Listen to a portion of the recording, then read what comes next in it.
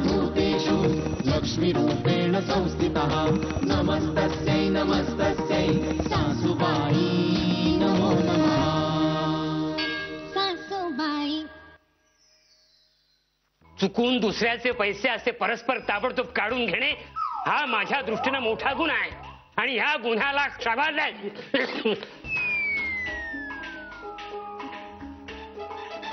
ताबडतोब उठा बशा काढ, नाहीतर मी पोलिसात जायला कमी करणार नाही सांगून ठेवतो।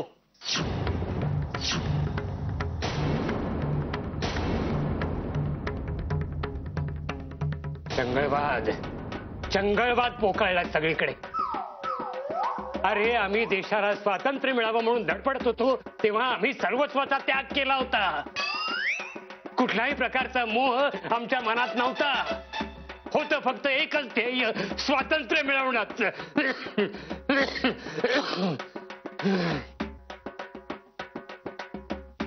पुढच्या पिढीला आम्ही स्वातंत्र्य ते मिळवून दिलं, पण संस्कार नाही देऊ शकलो।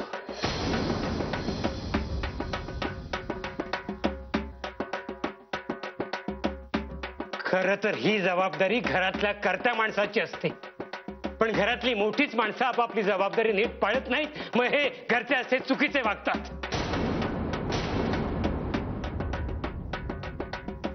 माझं तर असं स्पष्ट मत आहे की ज्या घरात संस्कार नाहीत ते घर घरच नाही, तो आहे फक्त माणसांचा बाजार।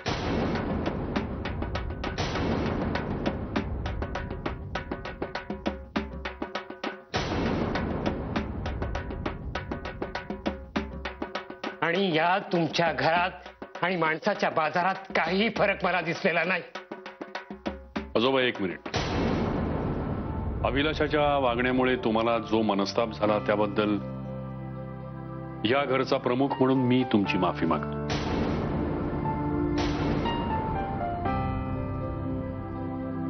खरं तर या घरचा प्रमुख म्हणून मला स्वतःचीच लाज वाटते या क्षणी। कदाचित या सगळ्यांवरती संस्कार करायला मीच कुठेतरी कमी पडलो असेल।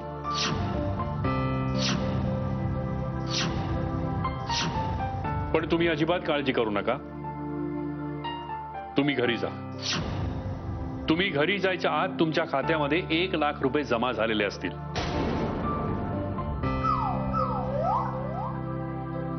मी आत्ता बँकेच्या मॅनेजरशी बोलून घेतो, या तुम्ही।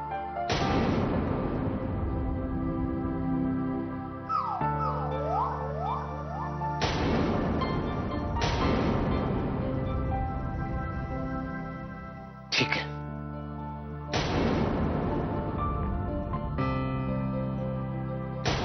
अभिलाषा, तुला हा सगळा मूर्खपणा करण्याची काय गरज होती का? अगं तुला पैसे हवे होते तर माझ्याकडे मागायचे ना, मी दिलेच ते। आज तुझ्यामुळे आबांना सगळ्यांसमोर माफी मागावी लागली। मला एक गोष्ट सांग, तू आयुष्यात कधीतरी सुधारणार आहेस का ग? अहो पण माझ्या नशिबात धनयोग होता असं तुम्हीच सांगितलं होतं ना। आणि तू फक्त तेवढंच लक्षात ठेवलंस ना? त्याच्यानंतर मी काय सांगितलं ते तुझ्या लक्षात राहिलं नाही है ना? बरं, तू हे जे काही केलंस ते आमच्यापासून लपवून का ठेवलंस ग? अगं आधीच जर सांगितलं असतं तर ही वेळच आली नसती। हे सगळे पैसे संपण्याच्या आधीच आपण त्यांना परत करू शकलो असतो। कॅशने मला जे करायला सांगितलं ते मी केलं आणि म्हणून असं घडलं।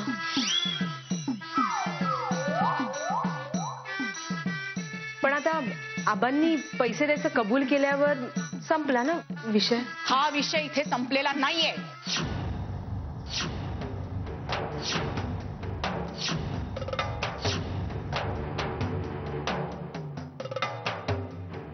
हा विषय तोपर्यंत चालू राहील जोपर्यंत तुमच्या आबांनी दिलेले पैसे तुम्ही त्यांना परत करत नाही।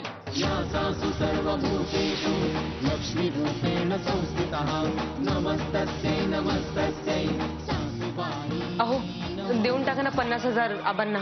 तसं केलेलं मला चालणार नाही। नाही पण आई, आम्हाला जर आबांना पैसे द्यायचेच आहेत तर माझ्या नवऱ्याकडून पैसे घ्यायला काय हरकत आहे? माझी हरकत आहे। आबांनी त्यांच्या स्वकमाईचे पैसे तुम्हाला दिलेले आहेत तेव्हा तुम्ही सुद्धा स्वतःच्या मेहनतीने पैसे कमवून त्यांना परत करायचे म्हणजे आता इथे फक्त तेच घडणार आहे जे मी सांगितलंय.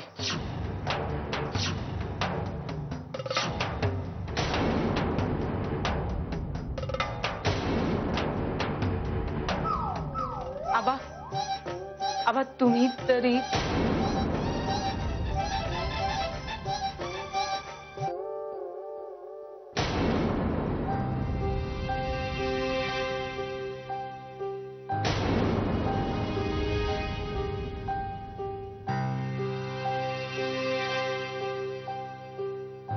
आता तू आणि काशी कसे पैसे कमवणार आहात त्याचा जरा विचार करा, नाही तर खूप उशीर झालेला असेल. आई पण मी काय म्हणते, तू त्यांना सहानुभूती दाखवायची काही एक गरज नाहीये. मी नाश्त्याची तयारी करते, मदतीला चल.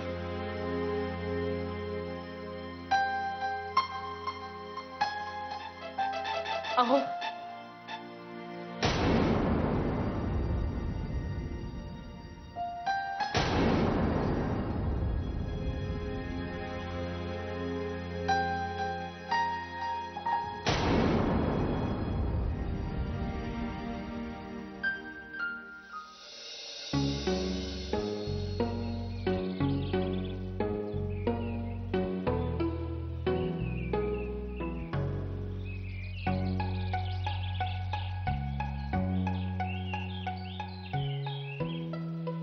दादा चुकल्या आहेत ह्या दोघी, पण मला वाटतं परिणाम आपल्याला भोगावे लागणार आहेत. म्हणजे अरे हे बघ, आईनी या दोघींना पैसे कमवायला सांगितले. आता पैसे असे थोडीच येणार आहेत, त्याच्यासाठी काम करावं लागणार ना. अरे मग हो काय, आता काम ह्या कुठे करणार? आपल्या ऑफिसमध्ये. या दोघींनी आपल्या ऑफिसमध्ये येऊन काम करण्याचा हट्ट केला तर? नाही रे, हे असं काही व्हायला नकोय. दादा हे आपण ठरवून काय फायदा आहे रे? शेवटी ते त्यांच्या मनात येईल तेच करणार ना. दादा असं होतं का म्हणे? तेच तर म्हणतोय मी पण. नाहीतर आपल्या काय फक्त जेवणाचा विचार करतोय का? हो. अरे हो काय हो, आपल्याला ऑफिसमध्ये पाय सुद्धा ठेवता येणार नाही. कळतंय का तुला? हा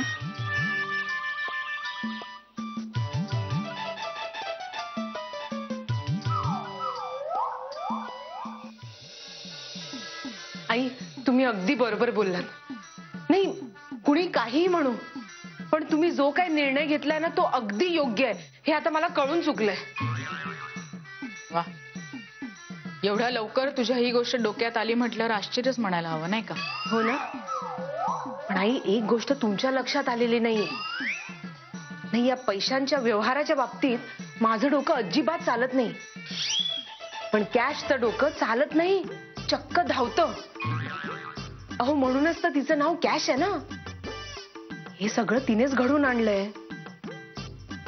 आई तुम्हाला जितक्या लवकर समजेल ना तितकं बरं. त्यानंतर तुम्हाला तिला जी काही शिक्षा द्यायची असेल ती तुम्ही देऊ शकता. माझ्यासाठी काय आनंदच असेल. अभिलाष, आतापर्यंत एक गोष्ट माझ्या लक्षात आली नव्हती, पण तुझं बोलणं ऐकल्यावरती मात्र माझ्या लक्षात आलीये. काय? की मी किती निष्पाप आहे, मी किती साधी भोळी आहे. हेच ना, कुणीही येऊन मला फसवून जाऊ शकतं नाही का आई? नाही,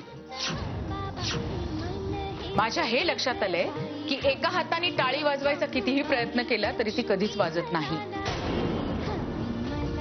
या शिक्षेसाठी तूही तेवढीच जबाबदार आहेस. तुम्ही दोघींनी मिळून ही शिक्षा भोगायची, आणि तू कितीही नाटकं केलीस तरी माझा निर्णय आता बदलणार नाही.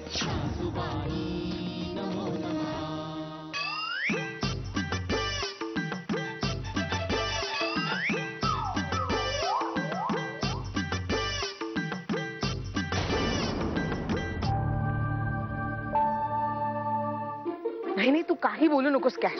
तू एक नंबरची लबाड आहेस. मला एकटीला सोडून पळून जाण्याची काय गरज होती, तेही ऐन वेळी. आणि अगं म्हणून जायचंच होतं तर अहमदाबादला निघून जायचं होतं ना. ते आपल्या बागेत लपण्याची काय गरज होती?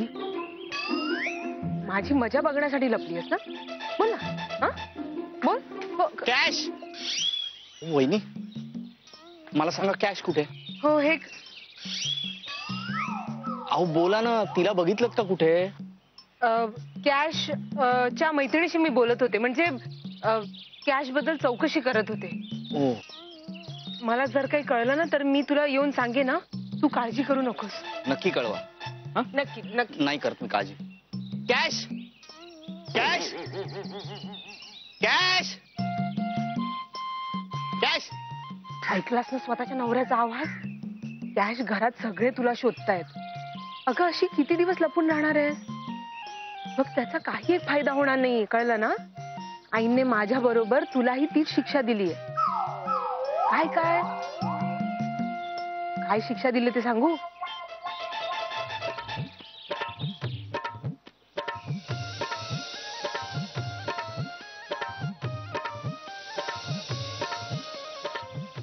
नाही ना, आईने एवढी मोठी शिक्षा दिल्यावर कुणी काहीच बोललं नाही. हो, याचं मलाही आश्चर्य वाटतंय. नाही नाही, आबाही काहीच बोलले नाही. काय? छे छे छे, मी आबांची या विषयावर काही एक बोलणार नाही. हा कॅश, अगं तू ऐक, तुझं ऐकून मी जे काही वागले ना, त्यानंतर माझी हिंमतच होत नाही त्यांच्या समोर जाण्याची. कॅश, अजिबात नाही, मी काही एक बोलणार नाही. काय? या विषयावर तू बोलणार आहेस आबांची? अगं का, काय गरज आहे कॅश? हे बघ बाई, माझं ऐक, तू निघून जा ना अहमदाबादला. नाही, तू जर अहमदाबादला निघून गेलीस ना तर तुला शोधण्याच्या नादात आई आपल्याला दिलेली शिक्षा विसरतील. ऐकणार आहेस का माझं तू? तुला काय हवं ते कर, बघ तू आणि तुझं नशीब. देवा परमेश्वरा, एवढं सगळं सांगितल्यावर ही आबांसमोर जाण्याचं धाडस कसं करू शकते तेच मला कळत नाही.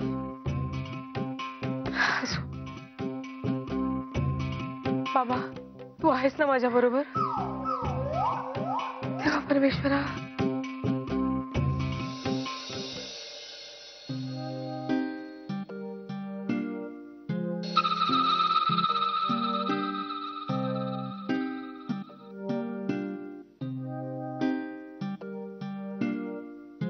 बाबा,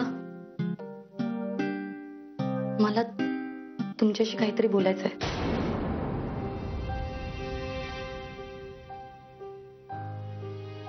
आईने आम्हाला जे काही करायला सांगितलं ते तुम्हाला खरंच पटलं? मला तुमचं मत जाणून घ्यायचंय, कारण या घरात माझ्यासाठी तुमचं मत जास्त महत्वाचं आहे. बाबा बोला ना प्लीज. आईंचं असं वागणं तुम्हाला खरंच पटतं?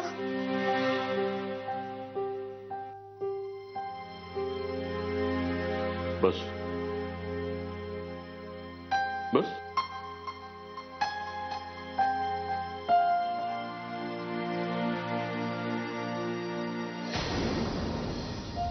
कुठलीही गोष्ट न पटण्यासाठी निदान एक तरी कारण असावं लागतं, आणि या बाबतीत मला एकही कारण दिसत नाहीये. आबा, आम्ही तुमच्या सुना आहोत. बाहेर आम्हाला रत्न पारखींच्या सुना म्हणून लोक ओळखतात.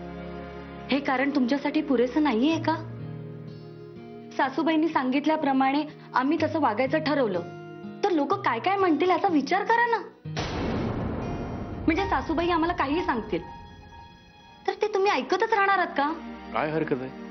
आतापर्यंत तुम्ही दोघी ज्या पद्धतीनं वागत होतात ते मी फक्त पाहतच होतो.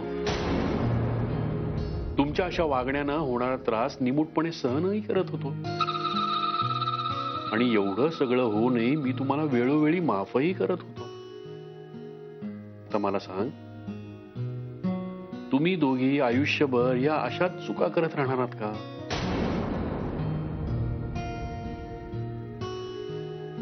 बघ कश्मीरा, यावेळी तुम्ही दोघींनी त्या वस्तू जेव्हा लपवल्यात, ती गोष्ट जर गायत्रीला सांगितली असती तर आज ही वेळच आली नसती.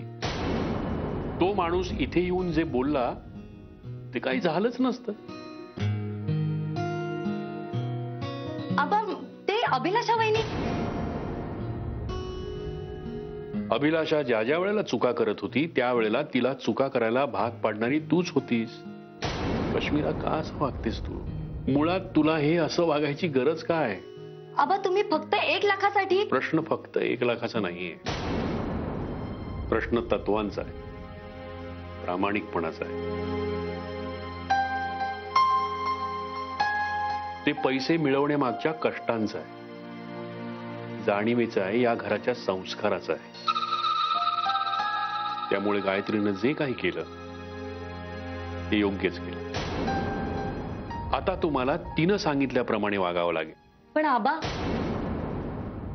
कसलीही तक्रार न करता. कळलं?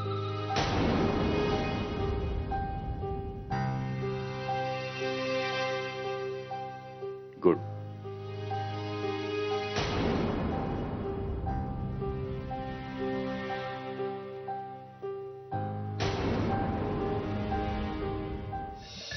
देवा परमेश्वरा, अशी वेळ माझ्यावर कधीच आली नव्हती. अरे 1,00,000 रुपये कुठून आणू मी, कसे कमवू, मला तर काहीच सुचत नाहीये.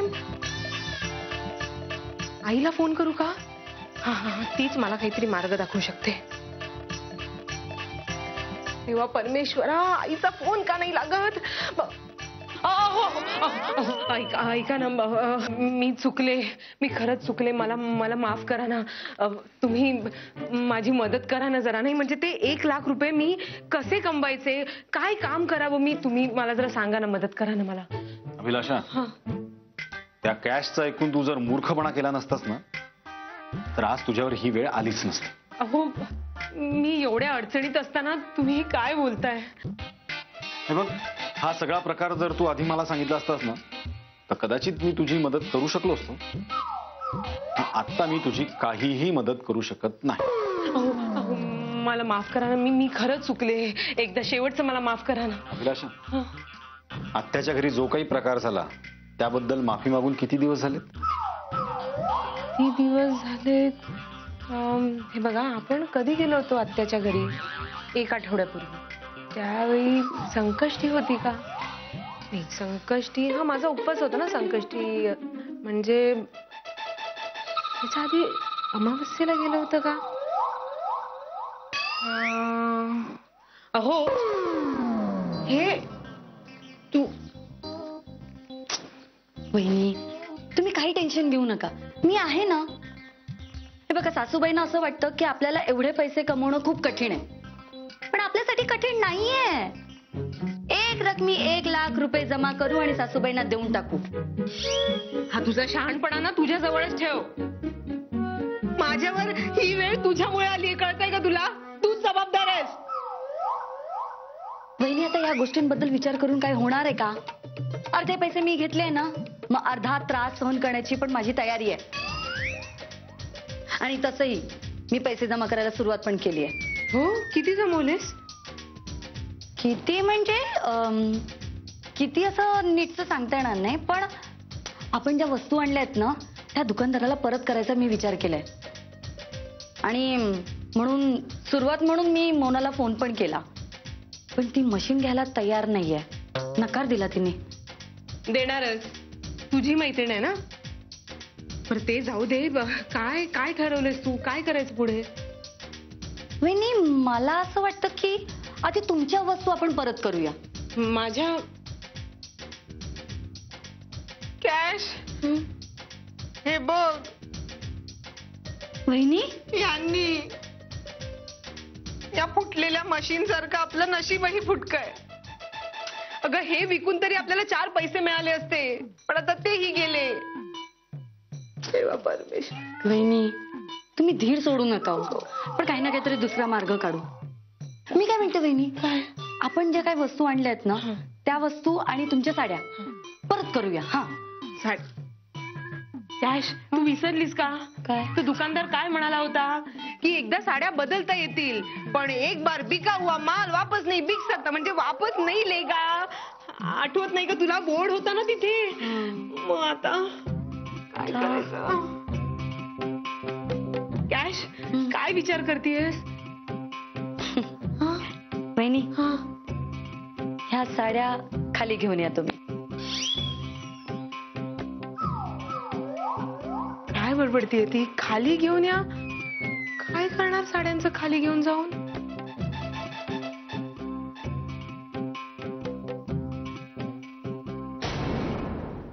सासूबाई नमो नमः